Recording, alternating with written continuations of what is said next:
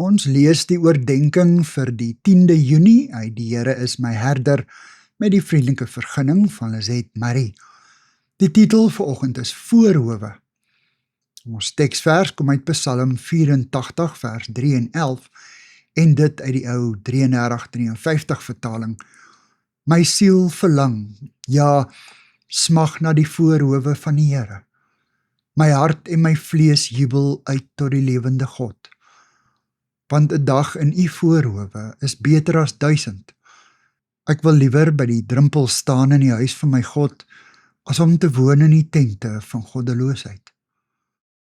Vir Dawid en die gewone Israeliete, wat nie as priesters in die tempeldiens gedoen het nie, was die tempelvoorhof die enigste ruimte waarin hulle toegelaat is. Hulle moes tevrede wees om hulle offers daar te bring en ander tempelgangers daar te ontmoet. En tog jubel die psalmdigter oor die feit dat hy die voorhowe van die tempel mag besoek. Selfs daar het hy 'n ontmoeting met die lewende God. Vir hom is een enkele dag in die voorhowe beter as 1000 dae daar buite.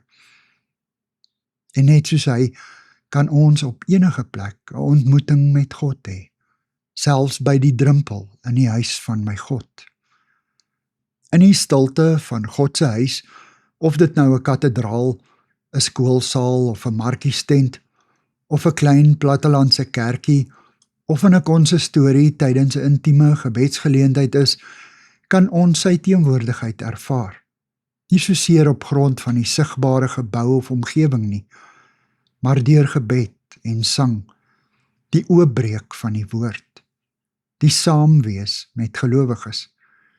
Die sentrale tema in hierdie psalm is nie soseer die psalmdigter se verlange na die tempel nie, maar sy intense verlange om naby God te wees.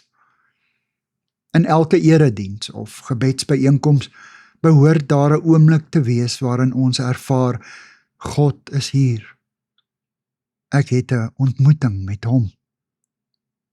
Here, maak in my hart 'n verlange wakker na U. Amen.